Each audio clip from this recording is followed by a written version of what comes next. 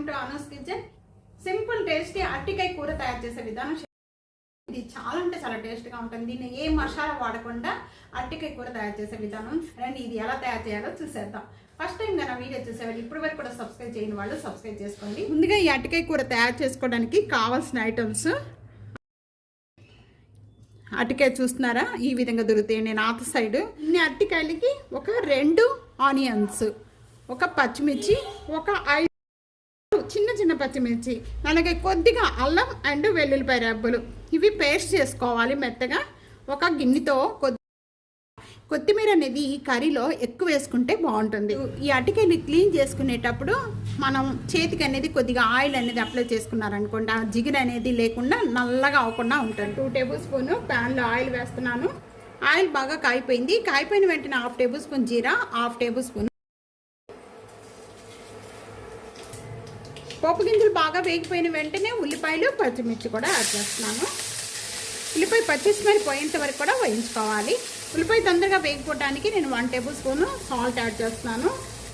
Onions colour change అయిపోయింది. Colour change అయిపోయిన వెంటనే కూడా ఇక్కడ మనం అల్లం వెల్లుల్లిపాయ పేస్ట్ యాడ్ చేస్తున్నాను. అల్లం వెల్లుల్లిపాయ పేస్ట్ వేగిపోయిన వెంటనే మంచి స్మెల్ వస్తుంది. ఆ టైంలో ఇప్పుడు కరివేపాకు యాడ్ చేస్తున్నాను. మీద చిన్న పీసెస్ కట్ చేసుకున్నా, హాఫ్ యాడ్ చేసుకున్నాం. హాఫ్ అనేది లాస్ట్ యాడ్ చేసుకోండి. అన్నీ కూడా ఒకసారి బాగా కలిపేసుకున్నాము. పీసెస్గా కట్ చేసుకున్న అరటికాయ ముక్కలన్నీ కూడా దీంట్లో యాడ్ చేసేస్తున్నాను.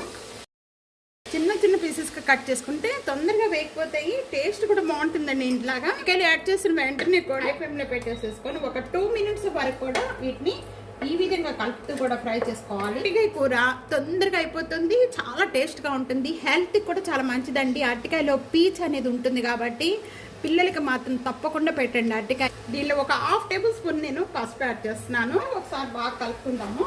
మనం మూత పెట్టేసుకుందాము. ఇప్పుడు మీడియం ఫ్లేమ్లో పెట్టుకోవాలండి. 3 మినిట్స్ వరకు కూడా మధ్యలో ఓపెన్ చేస్తూ కొద్దిగా కలుపుతూ ఉండండి. 3 మినిట్స్ అయిపోయిన వెంటనే ఇప్పుడు ఓపెన్ చేద్దాము. అరటికాయ చూస్తున్నారు కదా అండి, ఈ విధంగా మగ్గిపోయిన వెంటనే కూడా నేను ఇక్కడ ఒక 3/4 కప్పు వాటర్ యాడ్ చేస్తున్నాను. వాటర్ యాడ్ చేసిన వెంటనే కూడా ఇక్కడ నేను ఒక 1/2 table spoon red chilli powder add చేస్తున్నాను. ఒక 1/2 టేబుల్ స్పూన్ అండి.